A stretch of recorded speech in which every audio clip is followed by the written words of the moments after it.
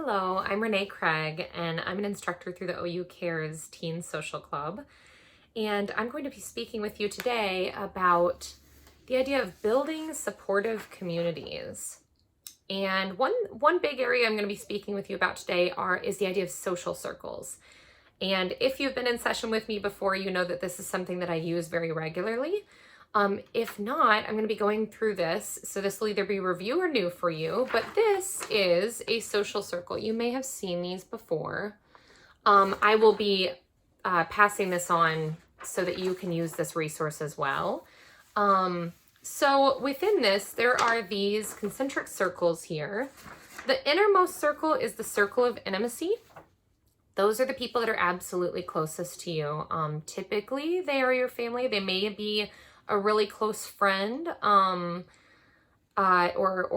perhaps a really close mentor, somebody that you would share anything with, and that you would go to them if you were in a really difficult situation, or if something really wonderful happened to you, they'd be the first person you'd think about reaching out to. The next circle out is the circle of friendship, which is just that. That is your circle of friends. The circle out from that is the circle of participation. And the circle of participation includes different activities or organizations that you may be a part of. So if you're in session with others through the OUCARES program, that may be somebody that you're in session with. If you are perhaps in school, then that may be somebody that is within your class. That may be somebody that's on a sports team with you. These are people that you connect with and are all working together toward a common goal when you come together. And then the outermost circle is the circle of exchange. And the circle of exchange are people in our lives that provide some kind of a service to us. Sometimes we may be paying for those kind of services. So that could be perhaps a doctor or another professional you may be working with. That could be perhaps a counselor, or an educator of some sort. Those are people we come in contact to in our lives that are providing some level of service for us.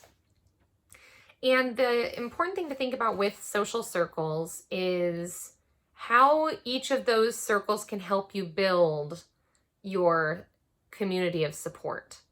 So, for example, if you were to fill out this circle, which I encourage you to do, fill it out with the people that fit in each of those circles.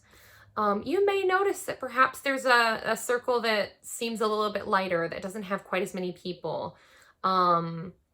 It may be that you have a lot of people within your circle of friendship, but perhaps your circle of exchange, you don't have quite as many people. Maybe you don't typically go and use different services, or you don't work with somebody perhaps through, say, some kind of career services, or somebody through maybe Michigan Rehabilitation Services, or maybe you don't like to seek the support in that way, or maybe you just don't have a lot of resources in that area.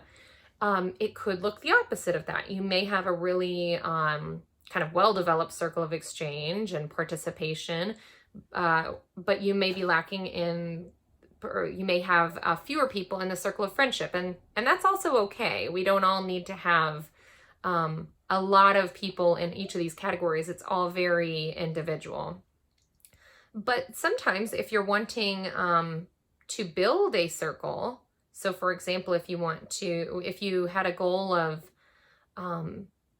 creating more friendships or more close friendships, then you could look at your circle and say, how can I build from the outside in? How can I look at, okay, well, I do know perhaps my school counselor that I could speak with about maybe finding a circle of participation I could be involved in to meet friends. So for example, I might really enjoy playing a certain video game or board games or whatever that might be, or a specific sport.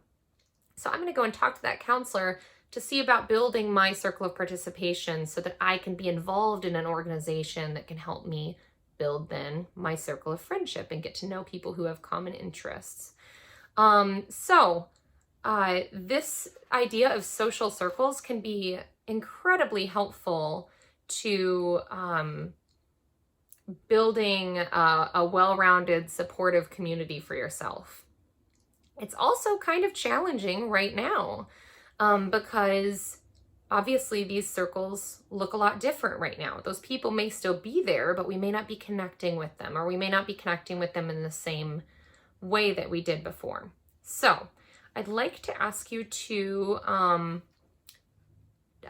try something.